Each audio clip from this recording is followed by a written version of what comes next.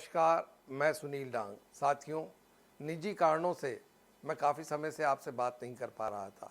मुझे उम्मीद है आप भी मुझे मिस करते होंगे जैसे मैं करता था। आने वाले समय में हम जुड़े रहेंगे और कई प्रसिद्ध व्यक्तियों को मैं आपसे मिलवाऊंगा।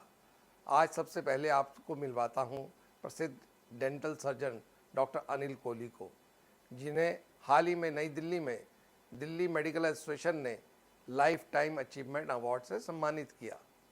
डॉक्टर कोहली ने अपनी शानदार यात्रा भारत के सबसे प्रतिष्ठित चिकित्सा संस्थानों में से एक king George medical college Lucknow से शुरू की। एक छात्र के रूप में उन्हें सर्वश्रेष्ठ हाउस सर्जन के लिए स्वर्ण पदक और प्रतिष्ठित एस भटनागर पुरस्कार से सम्मानित किया गया। राष्ट्र के प्रति उनकी विशिष्ट सेवा के लिए डॉक्टर कोहली को 1992 में पद्मश्री और 2005 में पद्म भूषण से सम्मानित किया गया, जिससे वह भारत के पहले और एकमात्र डेंटल सर्जन बन गए जिन्हें यह दोनों प्रतिष्ठित सम्मान प्राप्त हुए। 2007 में उन्हें डॉक्टर BC रॉय राष्ट्रीय पुरस्कार से भी सम्मानित किया गया। उन्हें भारत के दिवंगत राष्ट्रपति डॉक्टर APJ अब्दुल कलाम द्वारा आर्मी डेंटल कोर में ऑनररी ब्रिगेडियर रैंक से सम्मानित किया गया। डॉक्टर साहब, आपका मेरे शो में स्वागत है। आइए डॉक्टर साहब, बातचीत की शुरुआत करते हैं। कोविड के दौरान लोगों के बीच में वैक्सीन के बारे में बहुत चर्चा हुई है। क्या टूथ डेके के लिए कोई वैक्सीन बन रही है? ये आपने बहुत ही अच्छा सवाल पूछा। नॉर्मली इंटरव्यूज़ में ऐसे सवाल कम पूछे जाते हैं, पर आपको जान के हैरानी होगी कि पिछले 25-30 साल से, जैसे कि आपको पोलियो के अगेंस्ट वैक्सीन है, मलेरिया के अगेंस्ट वैक्सीन हैं, और दूसरी बीमारियों की नॉन कम्युनिकेबल डिजीज़ के में है, तो दांतों में डिके ना हो इसके लिए भी वैक्सीन के ऊपर पिछले 3 दशक से रिसर्च चल रही है, अमेरिका में, इंग्लैंड में, बाकी जगहों पे। तो हम कोई ऐसा वैक्सीन डेवलप करने की कोशिश कर रहे हैं, वो सलाइवा के थ्रू भी और नेज़ल स्प्रे के थ्रू भी, जिससे कि डिके ना हो। लेकिन ये सारी चीज़ें अभी रिसर्च स्टेज पर हैं और आने वाले समय में, और वर्तमान में नहीं तो भविष्य में ज़रूर एक दिन ऐसा आएगा जब एक ऐसा वैक्सीन डेवलप कर दिया जाएगा कि जो आपको नेज़ल के रूट से या ओरल रूट से दिया जाए और आपके दांत में डिके ही ना हो। ये बहुत बड़ी उपलब्धि होगी साइंस की। लेकिन अभी ये अर्ली स्टेज है कहने के लिए कि मार्केट में आया, लेकिन डेवलपिंग स्टेज में मैं ज़रूर कहूँगा कि वैक्सीन के ऊपर बहुत ज़्यादा रिसर्च चल रही है और आने वाले समय में ये संभव हो पाएगा। अगर आपको बचपन की याद हो तो हम अक्सर कहा करते थे, तेरा दांत तोड़ दूंगा। ऐसे में क्या इंसान तीसरी बार दांत उगा सकता है? क्या विज्ञान ने इसके लिए कोई तरीका खोज लिया है? देखिए, ये दूसरा बड़ा अच्छा आपका प्रश्न है। देखिए, रीजनरेशन के ऊपर भी बहुत ज़्यादा हमारी रिसर्च चल रही है। दांत के 3 पार्ट्स होते हैं, एक इनेमल होता है, एक आपका डेंटिन होता है और एक नर्व्स होती हैं, पल्प जिसको बोलते हैं। पल्प रीजनरेशन के ऊपर बहुत सारा काम हो चुका है और इसी सवालों के बीच में से सवाल निकलता है AI, आर्टिफिशियल इंटेलिजेंस। उसमें रीजनरेटिव डेंटिस्ट्री के ऊपर बहुत ज़्यादा काम हो रहा है, इंजीनियरिंग के ऊपर काम हो रहा है, जिससे कि दांत को ग्रो किया जा सके। चूहों में, एनिमल्स में ये ट्रायल्स चल रहे हैं और आने वाले समय में ये भी संभव होगा कि आप दांत को दोबारा से ग्रो कर पाएँ। नहीं तो अभी तक क्या होता था, एक दूध के दांत होते हैं आपके और एक आपके पक्के दांत होते हैं, तो उसके बाद अगर दांत गिर जाता है तो आपके पास कोई चारा नहीं बचता, या तो आप डेंचर लगाते हैं या फिर आप इम्प्लांट कराते हैं, जिनकी की कॉस्ट भी काफ़ी ज़्यादा है। लेकिन जब हमारा दांत ग्रो कर पाएगा, चाहे हम उसको मुंह के अंदर ग्रो करें स्टेम सेल थेरेपी से दांत को ग्रो किया जा सके, या आपको ऐसे केमिकल्स प्रोड्यूस किए जा सकें कि जो कि दांत को रीग्रो कर सकें। तो दे आर 3 पार्ट्स हो गए उसमें। देखिए, एक तो आपका स्टेम सेल थेरेपी से आपने दांत को ग्रो किया, दूसरा आपने ऐसे मटेरियल बनाए जो दांत आपका ग्रो किया, तो आपने वो मटेरियल केमिकल्स डाले उसमें, जिससे कि दांत रीजनरेट होकर दांत कैविटी जो है दोबारा से रीफिल हो जाए। तो ये सारी चीज़ें भविष्य में संभव होने जा रही हैं। लेकिन एक रीजनरेटिव डेंटिस्ट्री में नर्व्स को रीजनरेट करके, उनको रिवाइटलाइज करके उसके ऊपर काम भी चल रहा है और ह्यूमन बीइंग के ऊपर उसको ट्राई भी करते हैं। डेंटल क्लिनिक में एआई का उपयोग कैसे किया जा सकता है? क्या यह उपयोगी होगा? देखिए, एआई के जो डेंटल में है बहुत अच्छे यूजेज हैं। सबसे अच्छा यूज है कि आपको प्रेडिक्टेबल रिजल्ट्स मिलेंगे। दूसरा है कि देखिए, पहले हम किसी का दांत बनाना होता तो आप इम्प्रेशन से लेते थे। Now we are on the digital dentistry. आप सिर्फ उसको स्कैन करते हैं मुंह को और ऑनलाइन आप उसको कंप्यूटर के जरिए से लैब को भेज देते हैं और लैब उसका क्राउन, ब्रिज, इम्प्लांट का क्राउन सब बना के आपको भेजते हैं और फिट करते हैं। देखिए कितनी सुविधा और कितना सिंपलिसिटी आ गई। इसके अलावा जब आपका एक्सरे होता है, रेडियोग्राफी में एआई का बहुत बड़ा रोल है।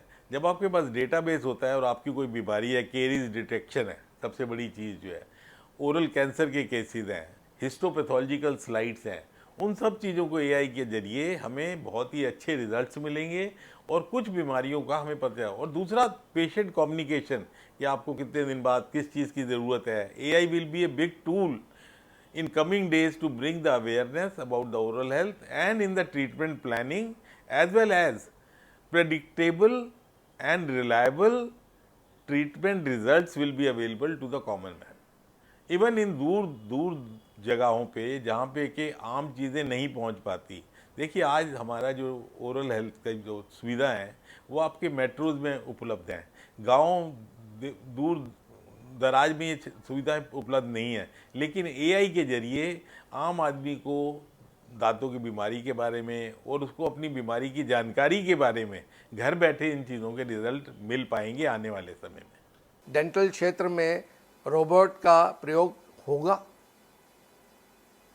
देखिए ये ऑलरेडी रोबोटिक वाली साइंस जो है, जैसे कि मेडिकल साइंस में आ चुकी है। गॉल ब्लैडर ऑपरेशन होते हैं और बाकी ऑपरेशन होते हैं, हार्ट के ऑपरेशन होते हैं। सेम वे डेंटिस्ट्री में भी आ चुका है। जैसे आप अभी इम्प्लांट प्लेस करते हैं तो आपको एआई के जरिए रोबोटिक सुविधाएं उपलब्ध हैं जो कि आपको गाइड करेंगी कि किस एंगल पे आपने। देखिए, माउथ बहुत छोटा सा एरिया है और उसमें भी दांत एक बहुत छोटा सा हिस्सा है, तो उसमें प्रिसीजन आपको बहुत अच्छा चाहिए। For precision and predictable results, now we have the gadgets with the support of AI।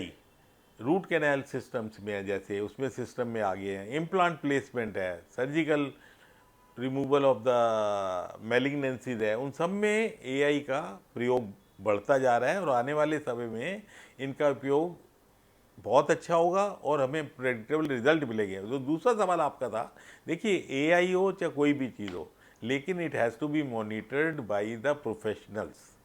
लेकिन उसका फ़ायदा क्या है? एक तो आपकी स्पीड बढ़ेगी और दूसरा क्वालिटी बढ़ेगी और तीसरा प्रेडिक्टेबिलिटी बढ़ेगी, रिजल्ट ओरिएंटेड होंगे। तो आम आदमी को और आम प्रोफेशनल को भी, हर एक आदमी इसमें बेनिफिटेड होगा। Is a win win situation for everybody. अक्सर हम खुराटे लेते हैं जो कि स्लीप एपनिया का एक लक्षण है। क्या दांतों की समस्याओं से स्लीप एपनिया हो सकता है और इसका क्या इलाज है? देखिए, ये बहुत ही बड़ी चीज़ है कि वर्ल्ड ओवर देखिए 4% लोग जो हैं स्लीप एपनिया की वजह से परेशान रहते हैं, आम आदमी। और आपको जानकर हैरानी होगी कि कुछ लोगों के अमेरिका वगैरह में डाइवोर्स भी हो जाते हैं बिकॉज ऑफ खराटों की वजह से। अब आपका दूसरा सवाल बड़ा अच्छा था कि भाई इसका डेंटल से क्या है। देखिए, एक डेंटल सर्जन जो कि माउथ का एग्जामिनेशन करता है या डेंटल एग्जामिनेशन करता है, वो आपके मुंह को देख के बता सकता है पेशेंट को कि आपको स्लीप एपनिया की बीमारी तो नहीं है। जब आप मुंह का एग्जामिनेशन करते हैं, अगर आप देखते हैं उसके पैलेट में, तालू में टंग का साइज़ बड़ा है, एयरवे स्पेस नैरो हो गई है, या आप पैलेट उसका हाई है, जॉ साइज़ छोटा है, ये सारे इंडिकेशन हैं जो कि स्लीप एपनिया की तरफ ले जाते हैं। लेकिन साथ के साथ मैं ये बताना चाहूँगा कि जब स्लीप एपनिया की हम बात करते हैं, खराटों की बात करते हैं, तो dentist can be an association with the medical person can give the treatment. Dentist alone should not give the treatment. लेकिन उसमें कुछ अप्लायंसेज हमारे होते हैं डेंटल में, जिसमें कि आप जॉ को आगे ला सकते हैं, नाइट गार्ड बना सकते हैं, ग्राइंडिंग को बचा सकते हैं, और आम आदमी को ये नहीं पता होता स्लीप एपनिया एक भयंकर बीमारी है जो कि बहुत सारी चीज़ों को आपके इफेक्ट करती है, आपके लाइफस्टाइल को इफेक्ट करती है, ब्लड प्रेशर को बढ़ा सकती है, हार्ट अटैक को बढ़ा सकती है, डायबिटीज़ 2 जो होती है उसमें आपकी इंक्रीज हो सकती है। ये सारी चीज़ें ऐसी हैं कि जो कि आपको एक डेंटिस्ट अगर आपका ओरल एग्जामिनेशन कर रहा है और आपको कहता है कि रात को आपको कराटे लेने की आदत तो नहीं है, तो आपके जब वो एग्जामिनेशन करता है वो देखता है तालू का साइज़ ऊपर है, टंग का साइज़ बड़ा है, ear base space narrow है. So these are the indication to diagnose the sleep apnea, and you are helping a patient in other things other than your teeth. क्या ओरल हेल्थ और दांतों की समस्या प्रेगनेंसी को प्रभावित करती है? देखिए, आपके दो डिफरेंट सवाल हैं कि पहला सवाल तो ये है कि इसका ओरल हेल्थ का प्रेगनेंसी से ताल्लुक है कि नहीं है। देखिए, bad oral health has a lot of role to play for the birth of a healthy child. ऐसा होता है कि जब आपका इन्फेक्शन होता है तो हमने पाया है रिसर्च में कि child can be underweight, it can be a premature birth, or it can lead to the termination of the pregnancy also. जब आपके गम्स में स्वेलिंग होती है और बैक्टीरिया मुंह में, आपको हैरानी होगी कि जितनी वर्ल्ड की पॉपुलेशन है उससे ज़्यादा नंबर ऑफ बैक्टीरिया आपके मुंह में होते हैं। उसमें कुछ यूज़फुल भी होते हैं जो गट्स के लिए होते हैं, कुछ हार्मफुल भी होते हैं जो बीमारियों के लिए भी होते हैं, निमोनिया है, लंग इन्फेक्शन है, all sorts of things are there. तो इन चीज़ों का हमारी लाइफ के ऊपर और डेली रूटीन के ऊपर बहुत फर्क पड़ता है। तो प्रेगनेंसी से रिलेटेड ऐसा है कि हमने रिसर्च में पाया है कि because of the bad oral health you can have a premature baby, you can have a underweight child, और you can have the termination of the pregnancy also. Doctor साहब, माउथ वॉश का इस्तेमाल कितनी बार करना चाहिए? Alcoholic और non alcoholic mouth wash में क्या अंतर है? मैंने सुना है शराबी माउथ वॉश का सेवन करने लगे हैं। सुनने में बेतुका लगता है, लेकिन अल्कोहल यूज़ डिसऑर्डर वाले लोग यह बहुत आम रूप से लेते हैं। क्या ये एक गंभीर समस्या है? देखिए, माउथ वॉश का सबसे पहले हमें देखना है कि यूज़ क्या है। माउथ वॉश का सबसे बड़ा यूज़ है कि आपके माउथ में फ्रेशनेस रखता है, plus it is an added advantage after brushing. अगर आप माउथ वॉश यूज़ करते हैं ब्रश करने के बाद तो ये आपके सेहत के लिए और अच्छा है। अब दूसरा सवाल आपने उठाया, कोई भी माउथ वॉश अगर आप यूज़ करते हैं तो आप अगर डेंटिस्ट के परामर्श के बात करते हैं तो बहुत अच्छी बात है। कुछ माउथ वॉश में केमिकल्स होते हैं जिससे कि आपके दांतों पे कालापन भी आ जाता है। अच्छा, अब अल्कोहल की जहाँ तक बात की आपने, अब मार्केट में कुछ माउथ वॉश ऐसे इंट्रोड्यूस हुए हैं जिनमें अल्कोहल की मात्रा बहुत ज़्यादा है। जब अल्कोहल की मात्रा एक माउथ वॉश में ज़्यादा होगी तो that can lead to the irritation to your mucosa in the mouth. Mucosa जो हमारी होती है वो बहुत सॉफ्ट होती है। अगर अल्कोहल की मात्रा ज़्यादा होगी तो वो आपकी उसको ख़राब कर सकती है, और अगर ज़्यादा ख़राब कर देगी तो वो आपके प्री मैलिग्नेंट भी कर सकती है और वो कैंसर को भी बुलावा दे सकती है। नंबर 1। नंबर 2, जिन माउथ वॉशेज़ में अल्कोहल की मात्रा ज़्यादा होती है उससे आपके माउथ में ड्राइनेस हो जाती है। जब आपके माउथ में ड्राइनेस होगी तो जब खाना खाते हैं उसका पाचन अच्छा नहीं होगा क्योंकि उसमें सलाइवा कम बनेगा। जब आपका ड्राई माउथ होगा that can lead to the bad gums, this can lead to the cavities in the mouth. तो इन चीज़ों के दुष्प्रभाव बहुत ज़्यादा हैं। तो इसलिए कोई भी माउथ वॉश कोई भी सज्जन अगर यूज़ करते हैं तो आप उसको अपने डेंटिस्ट के परामर्श के बाद ही करें, तो मेरी राय यही है। लेकिन ऑफ द काउंटर जाके आप ना खरीदें, और अगर खरीदें भी तो आप देखें कि उसमें अल्कोहल की मात्रा जो कि बताई जाती है, जैसे फ्लोराइड है, टूथ में तो फ्लोराइड होता है, उसी तरीके से अल्कोहल की मात्रा भी एक लिमिटेड 4 या 5% तक हो तो बहुत अच्छा है। अगर 20% है तो उसको गलत यूज़ भी हो सकता है, लोग पी के उसका नशा भी ले सकते मैंने हैं। अमेरिका में बहुत जगह देखा है कफ सिरप का कफ सिरप को डॉक्टर तो Misuse. लिख के दे देता है और वो मेडिकल से लेकर अपना अपना सस्ते में अपना नशा भी एक कर पैक रहा है। बना लेते हैं। पैक बना लेता है। ब्रश करने से दांतों का स्वास्थ्य कैसे बना रह सकता है? क्या ओरल हेल्थ और डेंटल प्रॉब्लम्स कैंसर के खतरे को बढ़ाती हैं? देखिए, मैं इसमें थोड़ा सा आपके साथ डिस्कशन करूंगा इस बारे में, और थोड़ा विस्तार से जाऊंगा। जैसे जैसे प्रगति हो रही है, एडवांसमेंट्स हो रही हैं, उसी के साथ साथ हमारे खान पान की विधि भी चेंज हो रही है। उसी तरीके से अगर आप 20 साल पहले देखें, तब भी हमारे 50% लोगों के दांतों में खराबियां पाई जाती हैं। आज आपकी 7.8 बिलियन या 8 बिलियन पॉपुलेशन है, और जो WHO के रिकॉर्ड कहते हैं कि उसमें से 3.9 बिलियन के लोगों को किसी ना किसी रूप में दांतों की बीमारियों से पीड़ित हैं। पहला सवाल तो ये हुआ आपका। अब हम आते हैं कि जो डेवलपिंग कंट्रीज़ हैं, हमारे भारतवर्ष में देखिए, जब हमारा देश आज़ाद हुआ था, हमारे देश में आम आदमी की जो उम्र थी वो 37 साल होती थी। आज हमारे आम आदमी की एज जो है 65 ईयर्स है। जापान में ये 90 से ऊपर है। तो जब आप आदमी की एज, लाइफ एक्सपेक्टेंसी बढ़ेगी, तो उसके लिए उसको स्वस्थ रहना भी ज़रूरी है। स्वस्थ रहने के लिए उसका खान पान भी अच्छा होना चाहिए, खान पान के लिए दांत भी अच्छे होने चाहिए। तो इन सब चीज़ों को देखते हुए, और दूसरा जो सबसे बड़ी बात है, जंक फूड।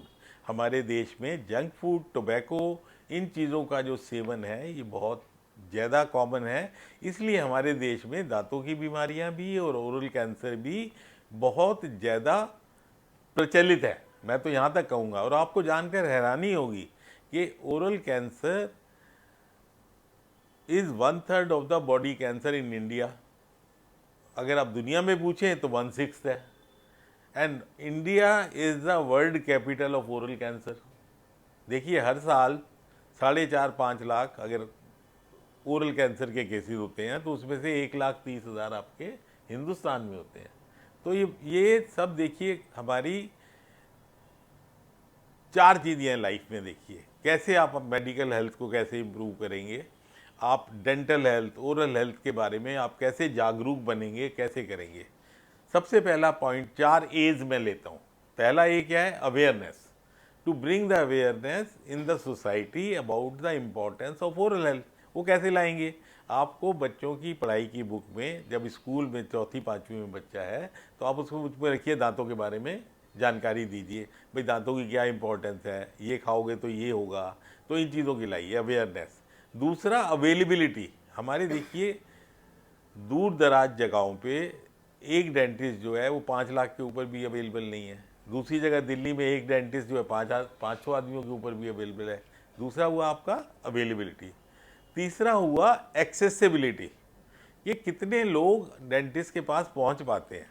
अब आप डिस्ट्रिक्ट लेवल पे है और आप गांव में रहते हैं, 5 किलोमीटर चल के जाना है या ऑल इंडिया इंस्टीट्यूट में जाना है, तो ये बड़ा मुश्किल है। तो इन चीज़ों की अवेलेबिलिटी भी बढ़ाई जाए। चौथा जो सबसे बड़ी है बात है, अफोर्डेबिलिटी।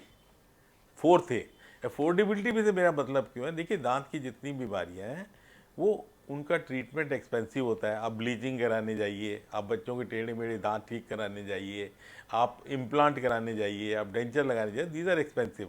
सरकारी अस्पतालों में सुविधा है, लेकिन उनके पास नंबर ऑफ पेशेंट ज़्यादा हैं, तो वो लोग इनको सुविधा दे नहीं पाते, इसलिए आम आदमी भागता है ट्रीटमेंट के लिए।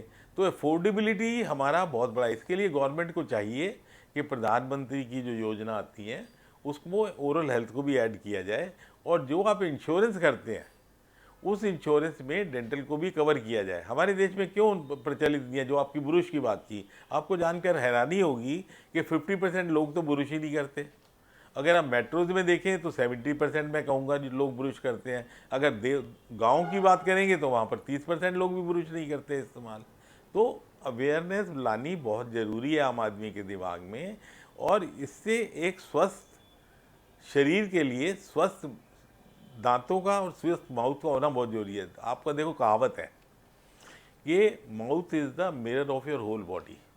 आप लोग कहते हैं जान है तो जहान है, मैं कहता हूँ दांत है तो मुस्कान है। तो ये सारी चीज़ें देखिए कोरिलेटेड हैं, और आप लोग media, digital media, print media, हम प्रोफेशनल, सरकारें, राज्य सरकारें ऐसे अवेयरनेस लाएं जिससे कि आम आदमी को ये बीमारी हो ही ना। देखिए जितनी डेंटल प्रॉब्लम्स हैं they are all preventable if diagnose early. Cancer को लीजिए, मैं आपको सिंपल एग्जांपल देता हूँ। हम अक्सर आते हैं कि लोग पान खाते हैं, मसाला खाते हैं, कुछ खाते हैं, इसको भी छोड़िए, पढ़े लिखे लोग, आपका कोई दांत का कोना शार्प हो गया, वो आपके मुंह में लगता रहा, अल्सर बन गया, वो आपने इग्नोर किया, काउंटर पे जाके एक दवाई ले ली और लगा ली, उसको ठीक कर लिया, चूना लगा लिया, घर पे कोई दवाई लगा ली, वो बढ़ते बढ़ते आपका अल्सर हील नहीं हुआ। Unhealed ulcer which is left untreated can lead to the oral cancer. अच्छा, ओरल कैंसर का सबसे बड़ा नुकसान क्या है? Disfigurement, loss of working hour. देखिए जो बच्चे स्कूल जाते हैं और उनको दांतों का ट्रीटमेंट कराना है, जो आदमी ऑफिस जाता है उसको दांतों का ट्रीटमेंट कराना है, या जो बुजुर्ग हैं उनको दांतों का ट्रीटमेंट कराना है, तो आप देखिए कितने हमारे वर्किंग आवर्स का लॉस होता है, देश का लॉस होता है। एक तरफ तो हम डेवलपिंग इकॉनमी है, एक तरफ हम जो है ज्वलंत उदाहरण है कि जहाँ पे youngest generation of the people are in this country, 40% of the young people, and we provide the work force to the whole of the world. तो उसके लिए स्वस्थ होना बहुत ज़रूरी है। वो कहते हैं ना, जान है तो जहान है, दांत है तो मुस्कान है। डॉक्टर कोहली, जब आप डेंटल काउंसिल ऑफ इंडिया के प्रेसिडेंट थे, उस समय आपके दृष्टिकोण के कारण डेंटल कॉलेजों की संख्या लगातार बढ़ी थी और कहते हैं कि ये 200 से 300 हो गई थी। अब हम भारत की डेंटल हेल्थ के सेक्टर में अभी हम कहाँ खड़े हैं? अभी हाल ही में WHO ने विश्व स्वास्थ्य दिवस पर एक थीम दिया था, खुशहाल मुंह, खुशहाल दिमाग और स्वस्थ शुरुआत। आशापूर्ण भविष्य में इन थीम्स पर आपकी क्या प्रतिक्रिया है? देखिए, ये जो आपने सवाल बताया 200 से 300 डेंटल कॉलेज वाला, ये 2004 से लेकर 2010 की बात है, जो कि अब ऑलमोस्ट 20 साल हो गए हैं। उस टाइम देखिए हमारे देश में 300 मेडिकल कॉलेज होते थे। आज हमारे प्रधानमंत्री ने उसकी संख्या 970 तक कर दी है, क्योंकि हमारी जैसे जैसे पॉपुलेशन 1.4 बिलियन है, और इसी तरीके से उस टाइम में डेंटल कॉलेज, किसी टाइम में जब मैं डेंटल कॉलेज में पढ़ने जाता था तो 16 डेंटल कॉलेज होते थे और मोस्टली सरकारी होते थे। उसके बाद बढ़ते बढ़ते 70 हुए, जब मैं आया तो उस टाइम वो 200 थे। तो 200 से 300 लाने में, क्योंकि उस टाइम हमारी रिक्वायरमेंट थी देश की कि एक एक एक डेंटिस्ट कम से कम 5,000 लोगों के ऊपर होना चाहिए, तो उस टाइम नहीं था। लेकिन अब हालत हमारे यहाँ है, ये है कि हमारे पास 3 लाख डेंटिस्ट इस टाइम है। और देखिए dentist to the population ratio as per the WHO we are satisfied. So हमारे पास 300 कॉलेज हैं, जितने बच्चे निकलते हैं और बहुत अच्छे होनहार बच्चे निकलते हैं और आगे बढ़ते हैं, कुछ लोग बाहर भी चले जाते हैं, तो उनके लिए बड़ा अच्छा है एजुकेशन के लिए। लेकिन मैं यहाँ पे ज़रूर कहना चाहूँगा राज्य सरकारों से और नेशनल सेंट्रल गवर्नमेंट से कि देखिए अब हमें ज़रूरत है क्वालिटी प्रोफेशनल्स की, क्वालिटी डॉक्टर्स की, क्वालिटी डेंटिस्ट की। नंबर से ज़्यादा इम्पॉर्टेंट हमारे लिए है कि ये अच्छी क्वालिटी के डेंटिस्ट निकलें जो अच्छा डेंटल ट्रीटमेंट आम आदमी को दे सके। और दूसरा चीज़, हमें प्रिवेंटेबल होना चाहिए, जो हमें डॉक्टरों की ज़रूरत ही कम पड़े। अगर हम शुरू से ही बच्चों के दिमाग में दांतों के रोगों के बारे में और आम चीज़ों के बारे में, क्या खान पान के बारे में, आज देखिए हर एक आदमी फास्ट फूड चाहिए। आपको हैरानी होगी जान के कि फास्ट फूड की वजह से दांतों के रोगों में बढ़ोतरी हुई है। और पहले देखिए आप गन्ने खाते थे, चने चबाते थे, अब कितने लोग कर सकते हैं? नहीं कर सकते।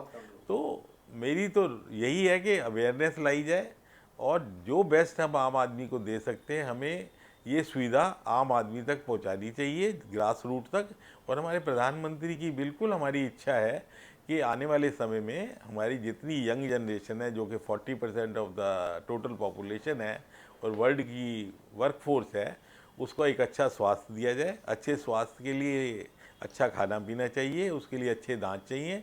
आज देखिए यंग जनरेशन में बच्चे बाहर निकलते हैं, हर एक मुस्कुराता हुआ चाहता है कि जब उसको जॉब में जाए, जब इंटरव्यू में जाए, he should be smiling with a bright beautiful smiles like a Bollywood smile.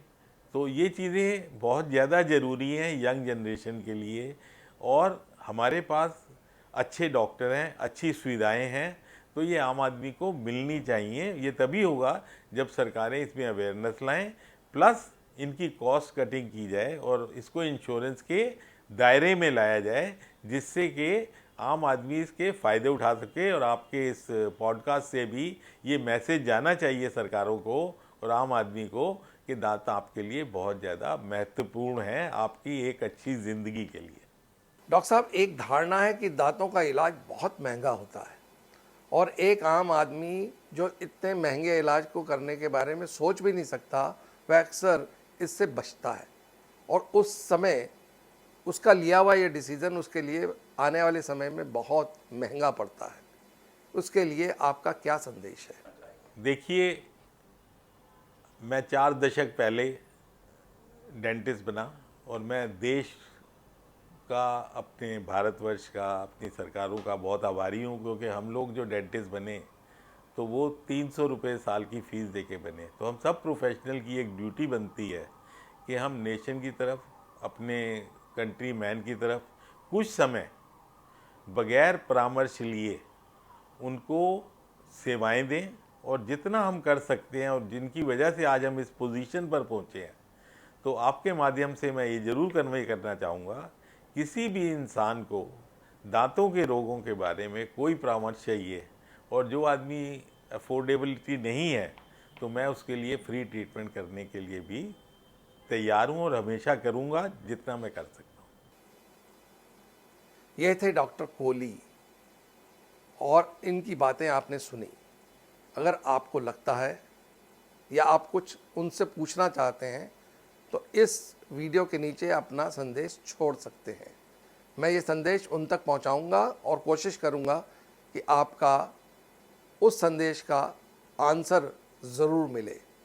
इसी के साथ उम्मीद करता हूं कि आप स्वस्थ रहेंगे। नमस्कार।